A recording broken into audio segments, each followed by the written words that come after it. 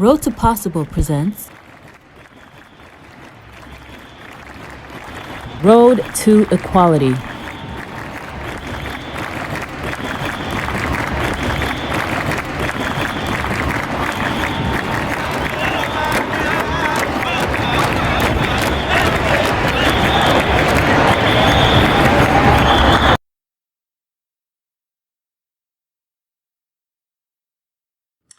Luciano Iogna. I work in theater for social change. Born and raised in Ottawa back in the 50s, early 50s. Predominantly in what is now in Ottawa is the Corso Italia, the Little Italy, but at the time we called it the Village because there were a lot of different nationalities in there. And typically growing up, you sort of stuck to your own community. So the Italians would stick with the Italians, and the French Canadians with the French Canadians, and the Jamaicans with the Jamaicans, and so on. But going to school, I would have to walk through a small French Canadian part of town to get to my school. And it was like walking through a gauntlet. What we would consider today abuse, potential violence or assault, was a daily thing. I'd have rocks thrown at me, whatever, being an Italian, and the whole WOP, go home without papers, WOP, WOP. So that was sort of the initial reality of what my life was like earlier on. When I started working part-time jobs, my father got me jobs working with him in the summertime. I was 13 years old, working construction, making precast concrete slabs and stuff like that, and then delivering them. A lot of them would be into areas like Rockcliffe Park, which is where a lot of the embassies and the more elite of Ottawans would reside. Very upper class, very rich. They have their own RCMP division looking after the place because there's a lot of diplomats. And so when we would have to go out there delivering slabs for fences or patio stones, whatever, we would constantly be trailed by the police. And the staff would come out and sort of make disparaging remarks to us, which was ironic because they were new Canadians as well. So I had an early sense of being different, of understanding what a class difference was in Canada, despite the fact that we're supposed to be very egalitarian society. We were based on a colonialism, right? The English and the working class and the aristocracy. And that was made very evident, particularly if you're a new Canadian, if English isn't your primary first language. The irony is also that the French Canadians that everyone despised and had issues with, they were in worse positions than anyone else. Ironically, we were as Europeans, not as local French Canadians, we had to step up on them. I could see that there was a difference treatment, particularly in schools and classrooms and so on. If someone had a French Canadian background or name, the teachers would regard them and treat them quite differently. So that was a sense of what class was like growing up and what my reality was like. And the way to get out of that was education. Try to go to school, try to get a degree and so on. I didn't succeed at that at first. I tried different colleges, whatever. I got into Carleton University on what they had was a biology, geology combination program. Couldn't get my maths. And circumstances at the time weren't going well for me. And I decided, let's get out of Ottawa, let's get out of Canada. I planned to emigrate. So I worked for a while as a bartender, trying to save enough money so that I could emigrate to Australia, which was the other side of the world. I wanted to get as far away from Ottawa as I could. Working in a bar, particularly in a bar that served civil servants, taught me another lesson in terms of class structure and who is more important as a human being. And again, emphasized working class against managerial, that middle class, and then, of course, the politicians, the the policymakers, the aristocracy, and so on. I'm trying to remember the name of the author who he used to be the director of Forbes magazine. He had this wonderful definition that there were really only two classes in North America based on the Roman model. There's the pedestrian class and the carriage class. You either ride or you pull the carriage. So I got a good sense of that. How I got involved in theater was purely accidental. Through some personal stuff, I wound up not going to Australia. I ran into an old high school buddy who was actually going to Queen's University. And he was taking drama. And he said, why don't you move to Kingston? We'll share a place, whatever. So I got a job in Kingston. I lived there. But I wound up socializing with a lot of his friends who were in drama. And I got involved in theater. And while I was there, I was working for some insurance company doing filing work or whatever. And I was taking night courses and part-time courses in drama. Got involved with one of the courses that I was taking and got involved with was when Keith Johnston, who was, when he first came to Canada, he was the master of improvisation in improv and developed a whole school of methodology around improvisation. And so a couple of his students and I, his sort of disciples, his early disciples, before he moved out to Calgary and formed Loose Moose Theatre and became a little more famous in North America. We started doing improvisational work on the streets. Kingston is a town that was, at that time, it's the 70s, the main economy of Kingston at the time was the penitentiaries, the Alcan plant, aluminum plant, and support workers for the institutions, for the penitentiaries, for the educational institutions. There was Queen's University, St. Lawrence College, Royal Military College, and so on. Another working class city with a working class structure. It was a military town originally, so you had the officers and the common soldiers and the workers. So again, where you looked at in Kingston, where the workers used to live, the support workers, and where the professors and the managers of the prison and the manager of the plant, very different community. And one of the things we tried to do as an improv group on the street, we had this idea to do a show about prisoners' rights. I don't know where that came from. There were three of us. We started doing this little improv thing on street corners, busking, just to see if we could make some money. And it was around prisoners' rights.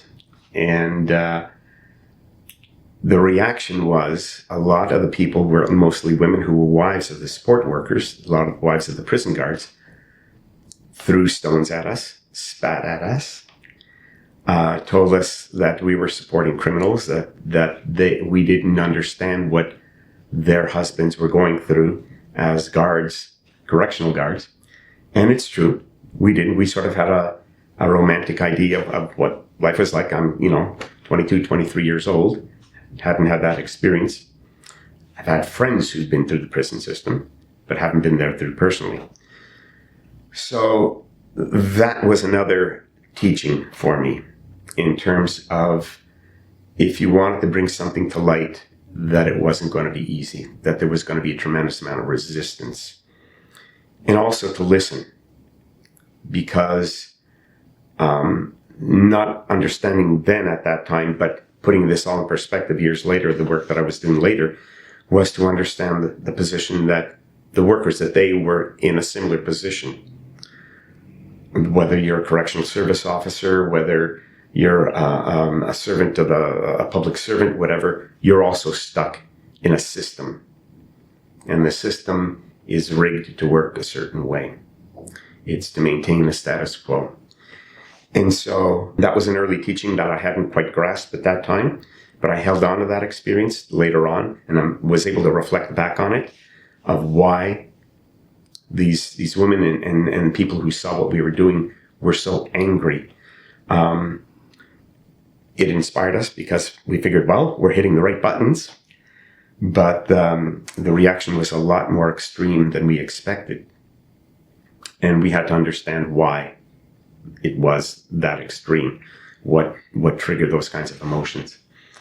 So that was sort of my foray, my beginning to understand the separations within society. Certainly starting from class as a child of new Canadians, of immigrants, having to understand English was not my first language, it wasn't my second language, it wasn't my third language.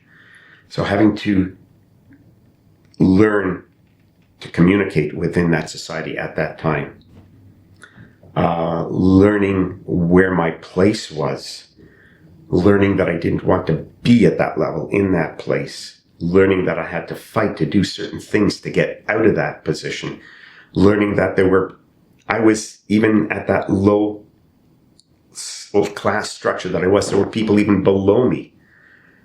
So earlier on, I started to understand, I started to see, maybe not understand, what the differences were. And it wasn't until much later, certainly into my 30s, that I began to realize that I could use theater, which by the time I was in my 30s, I'd been doing traditional mainstream theater for about 10 years, not being very satisfied with it.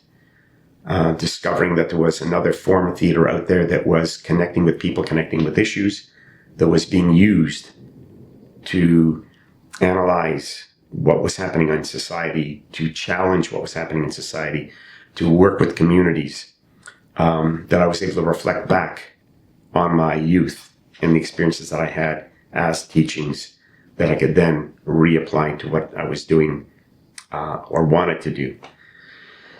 So I, being dissatisfied with working in mainstream theater, I was working in Edmonton, late 70s into the early 80s. For a couple of years, I was working out of the Citadel Theatre, which is a main regional theatre in Western Canada. This was at the time when they didn't have an artistic director. So they would have guest artistic directors coming in. And I would work with them, and they had me work and had me on contract as an assistant director, but I could see the road that they were paving for me to potentially take over the theater. But they wanted me to operate in a specific way, the producers. And I didn't quite see myself going down that road. I was starting to feel dissatisfied with what the work was doing. They would have some incredible artists. You've had classics from the canon of Western theater being produced there, whether it's Shakespeare or Shaw, or, in more current work of, August Wilson and so on. And incredible artists at the time, theater artists, or they would bring in, more famous stars from screen and so on to highlight some of the shows, because the Citadel Theatre had money. It was the prime regional theatre of Western Canada. You would have the Manitoba Theatre Centre, you would have the Citadel Theatre, and that's it in Western Canada. Essentially the big theatres. There was Theatre Calgary and Alberta Theatre Projects and, the Belfry in Victoria and so on. But in terms of operating on multi-million-dollar budgets. So I was dissatisfied despite the fact that they have all these wonderful artists and terrific work coming out of a show after seeing whatever it was. Arthur Miller's Death of a Salesman, for example. You'd be impressed by the performance, but you'd still be left a little cold. At least I was. I would see multi-million-dollar productions. I was loosely involved with the stage adaptation of Mordecai Richler's Duddy Kravitz, fantastic Canadian novel. That's Where It Should Lie.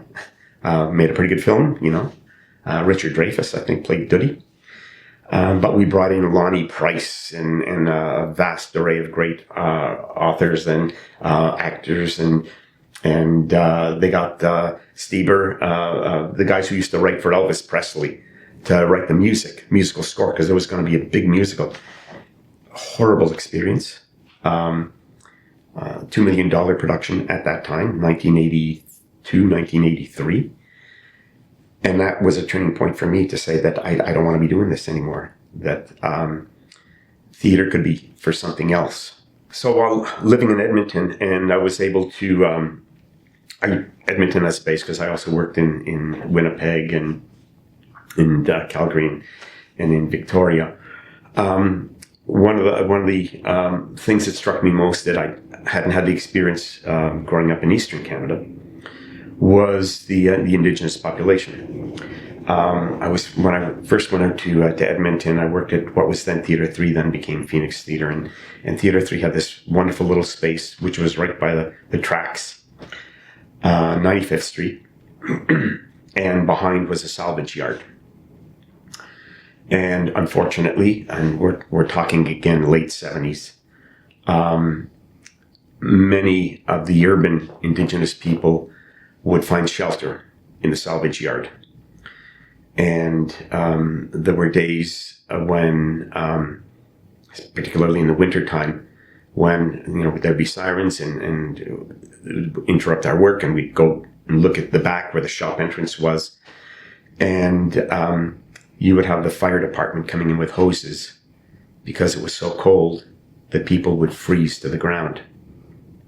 And when they died, they couldn't remove them. They would ask the fire department to come in to basically wash them down, to de-ice them, so that they could pick up the bodies and remove them. And, for someone who lived a fairly urban lifestyle, Ottawa had its own subculture. There was a certain amount of violence that I'd seen, but there was never so much disregard for humans as I'd seen there. The treatment of the Indigenous people, the poverty, the consistent poverty, the willful disregard by policymakers and lawmakers to not address the issue of the separation of white European what we call ordinary citizens of Edmonton, of Regina, of Winnipeg, because I lived in Winnipeg for a year, and the systemic racism there was overwhelming. That brought home to me something beyond classism. I'd never faced a racism before. I felt cultural differences in terms of the white Anglo-Saxon Protestant and the poor Europeans coming in. But this was my first experience of real, evident racism. Inviolable, irrefutable, and I didn't know how to deal with it at the time. I was consumed, of course, early career. You're in your early 20s, and you want to get that going. And not having time or having the tools how to deal with it. But that left an overwhelming impression for me. So that when I wanted to change a career, or at least start using theater in a different way for myself, that was certainly one of the images, one of the influences for me. The early years of my class awareness, that first introduction to a general racism, it wasn't until a few years later, actually, I had an experience that challenged my own racism. But this was in Italy.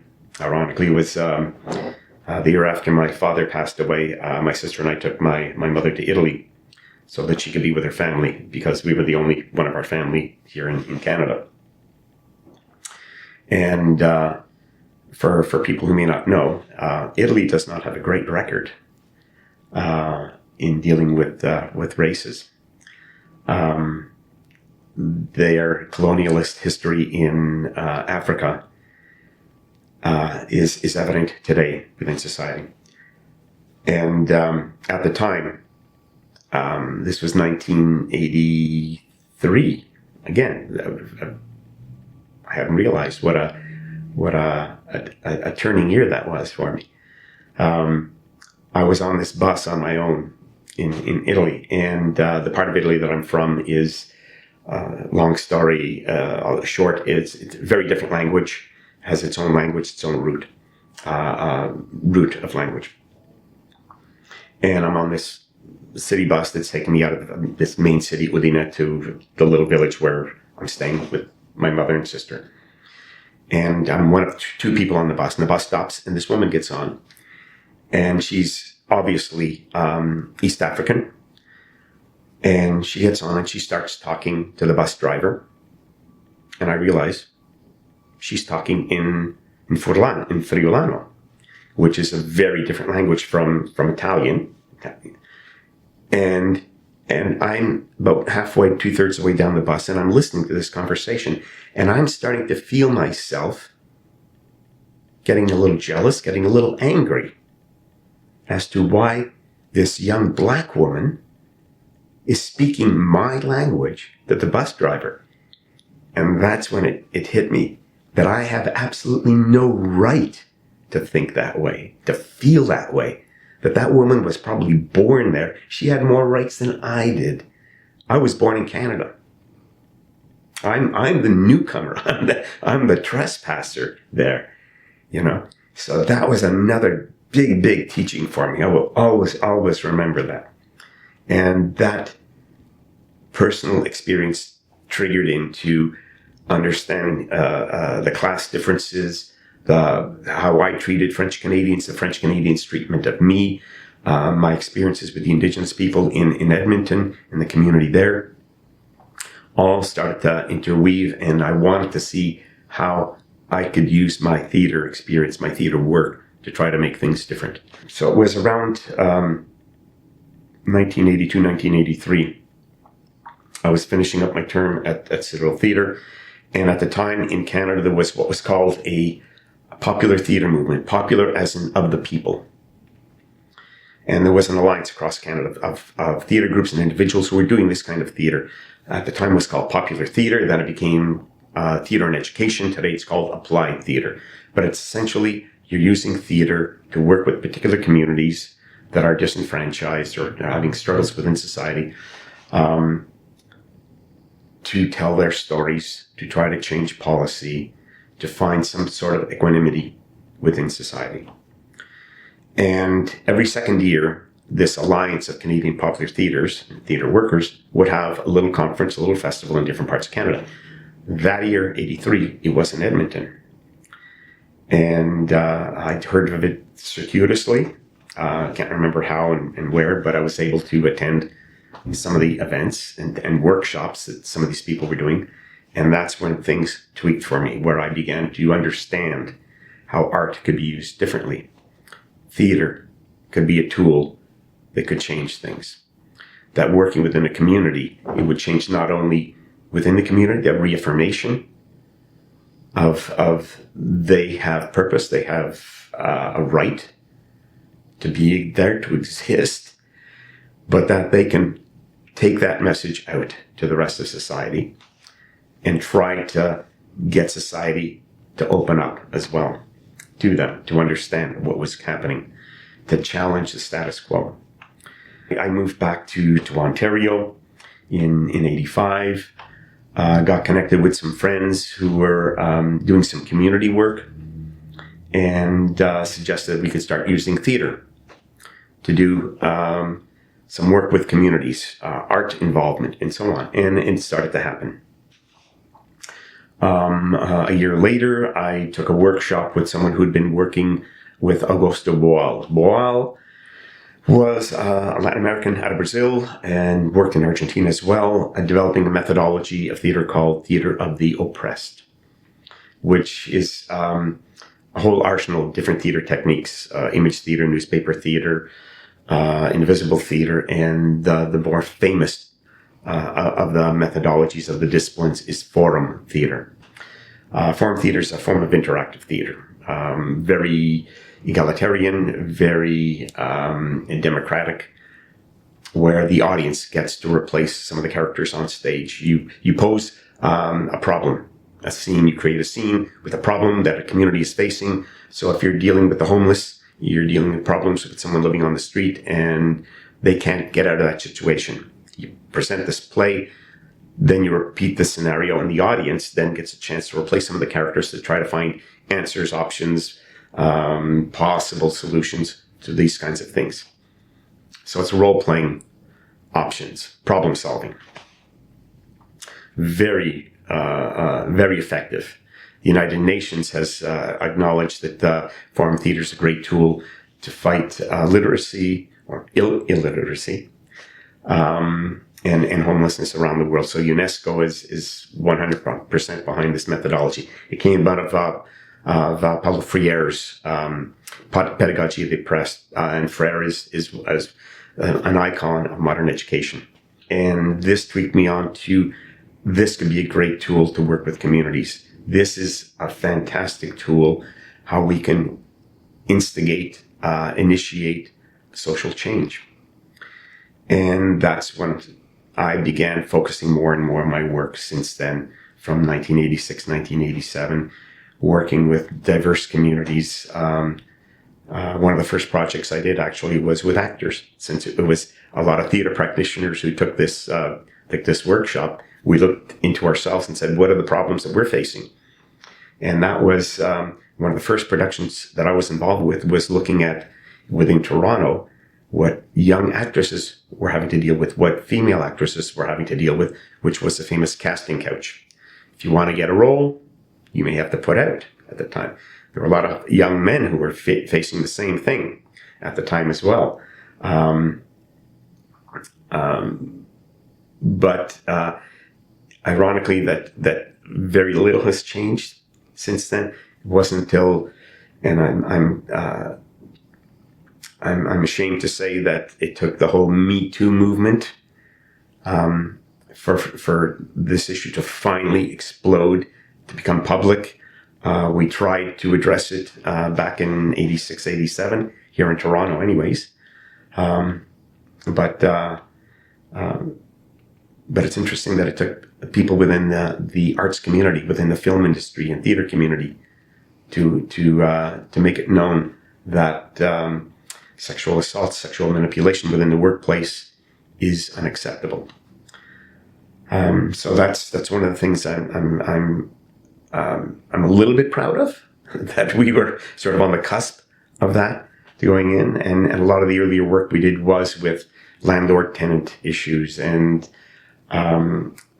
dealing with homeless youth and homeless adults, and the difference is certainly in Toronto between adults who've been living on the street and street youth.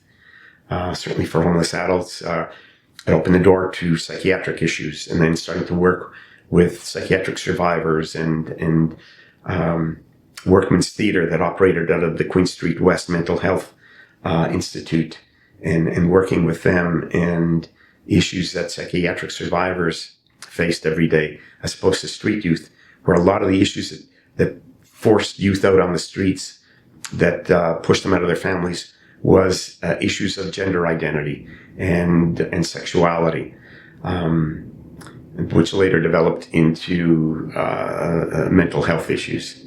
Having to live on the street when you're 16, 17 years old, and to survive, it's going to cause a certain amount of mental stress. But the initial push of why they wound up on the streets was around gender identity, and so starting to work with youth around and the LGBTQ plus community around issues like that. So using theater as that tool, as a voice for them to not only express themselves, but to show society outside their own community what is going on, and forcing policymakers, lawmakers to address these kinds of issues. Another project that I'm really proud of was working with newcomer women immigrants who experienced a lot of sexual harassment, particularly on public transit. And we did a piece that we took around to community centers and so on, to places that had English as a second language, where these women were learning English so that they could operate better in Toronto society. And at one event, we had some public officials show up, some representatives from the TTC and so on. This would have been 93, 94. And one of the scenarios we had was that a woman was being harassed on the bus, didn't know what to do. And so one of these officials got up and said, well, just go to the bus driver, because the bus driver will help you out. That's what they're there for. And the response was, well, no, because look at the way they're dressed. They're military. And for a lot of these women, where they came from and into Canada, the military were not a good source, a sense of fairness, a positive influence in their society. The military was a sense of oppression. They've come from countries that were controlled by the military, where the military killed their family and so on. So the TTC was at that time undergoing a review of their uniforms, because at the time the TTC had very military uniforms. They had the epaulets, and they had the peaked hats, very military. They had slacks with the stripes down the sides. They had to wear their jackets with the cravats because they came out of a military background, and they wanted to continue that. But when they heard that people, citizens of Toronto, were put off by the uniforms, they had to turn a face. And what we see today is very different from the uniforms that they intended. So I'm kind of proud that we had a little bit of an influence in changing that. They also incorporated, at the time, you don't see it now, but at all the ticket booths, the subway stations, and above the drivers on the streetcars and buses, they had signs in 4 different languages posted that if there was any problem, that you could please address the driver. It was in Italian, Portuguese, French, and I believe Mandarin Chinese. So that came out of a forum theater performance, using theater as a tool for social change. So we had a lot of influences, certainly here in Toronto in the early years. We were able to remove doors. A lot of the younger generation won't connect with the fact that there used to be telephone booths, public payphones. Bell Canada used to have these payphones on street corners and so on. And you'd enter these booths. They used to have these folding doors to push in so you'd have some privacy when you'd make your phone call. And what happened was that if you were visually impaired, you would often have a problem trying to get out. You push your way in, but trying to find the lever to get yourself out, because the doors pulled inward, was often problematic. So people who were visually impaired were often trapped in these phone booths. And again, similar situation. We did this performance around that kind of issue. And within a year, Bell went around and started removing all these doors from the telephone booths. So we see that at that kind of, on a municipal level, certainly it can have an effect.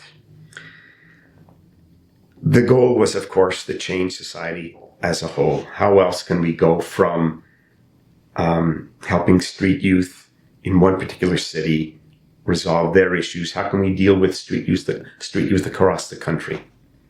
How could we deal with communities who are having issues around gender identity and homosexuality around the country? Beyond the country, how could we deal with it around the world? Now, what I'm doing more and more of today is creating online forum theater work to be able to have audiences around the world participate in issues that can reverberate for them as well. You know, dealing with gender rights isn't just a Canadian issue. It's happening around the world. It's taking backward steps in certain parts of the world. Certainly in the Mideast, for every step forward, you take 2 steps backwards. We're seeing that in sub-Saharan Africa, even in women's rights, simple reproductory rights. We see where Ireland just this year has allowed women the right to decide whether to have abortions or not. It's their right. So these kinds of things can connect us, that we're seeing that people around the world are different communities around the world are being united in our struggles to find, to deal with the systemic oppressions. And we're finding ways to use our art, adapting the technology to our art, to the art that we're doing, to the theater that we're doing, to be able to address these kinds of issues.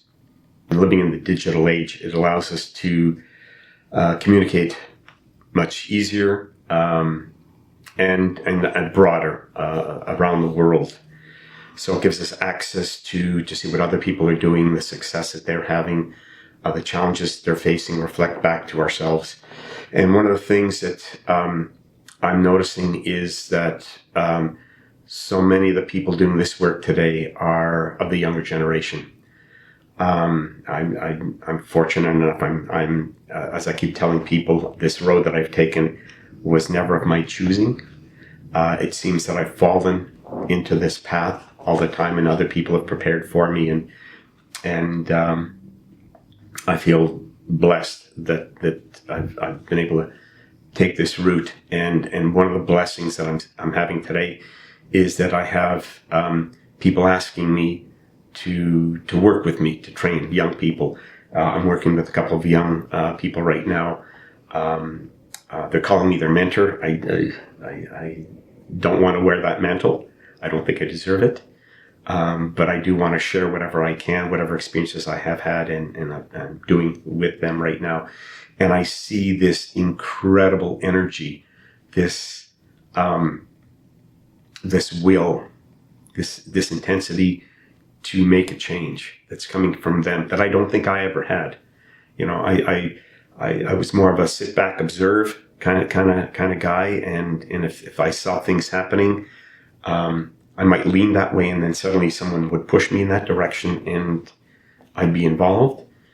But what I see now is that this wave of a couple of generations coming up behind me, who really are pressing. They want to make changes. They see things in a light that I haven't had an experience in seeing before.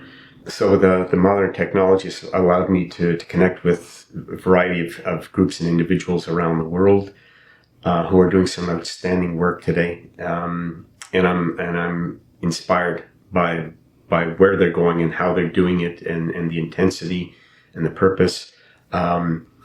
Whether it's working with theater of the oppressed work, or whether it's working with nonviolent communication and different problem-solving techniques using theater in that direction.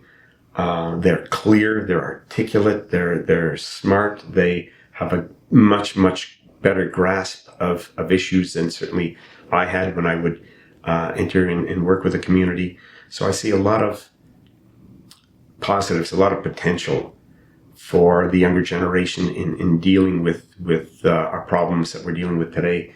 I think communities are fortunate to have a younger generation who want things to change, who see that there is potential, that can identify with the problems, have a better grasp of the problems. But at the same time, it's always that flip of the coin, the double-edged sword, that where the problems are still there and getting worse, or at least as I'm seeing it, we're seeing that reflected in politics and the extremism in politics. There doesn't seem to be a middle ground anymore, you know, and that's reflected in how issues are being dealt with, whether, you know, the Black Lives Matter, the extreme opinions on that has exacerbated, and now it's happening with the Asian community as well. There's been such a polarization that we really need something to bring us together, a platform that'll allow us some sort of discourse. I think theater and the arts is a tool to be able to do that. That will allow us to see these kinds of issues in a new light, to be able to show both perspectives so that people can understand both sides. And I think the younger generation have a means now. There have been a couple of generations, decades of these various tools that are out there, different theater disciplines, different art forms, and the technology that allows the expansion of these different kind of art forms and birth of new art forms that they can utilize. and try to address some of these problems, try to address the extreme issues, to try to bring people together. But it's a tremendous challenge because people seem to be locked into their ideologies, and I don't know how those ideologies were formed. That's beyond me. I just know that they're there, that they're within the system, and that using theater and arts as a tool can mediate these different bodies to deal with one another. So I think that in the 35 years or so of working with Theatre of the Oppressed and different kinds of theatre as tools for social change, I've seen the effectiveness of it. It's efficacious. It's consistent. It's dangerous because what it does do is not only strip away the obvious layers of discrimination and oppression within society, but it reflects back into we as a process, what are our layers of bias that we bring into the work as well. So it constantly challenges us, and I'm delighted that there are generations coming up who are going to be using this work and expanding it and adapting it to face the challenges that they're going to be facing long after I'm gone, and hopefully to continue using these tools, continue using theater and the digital arts and mainstream theater and song and dance and whatever it takes to make a better world for themselves, for us.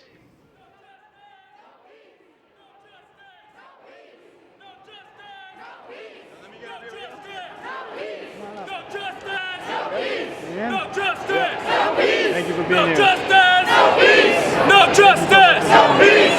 No justice! No peace! No justice! No peace!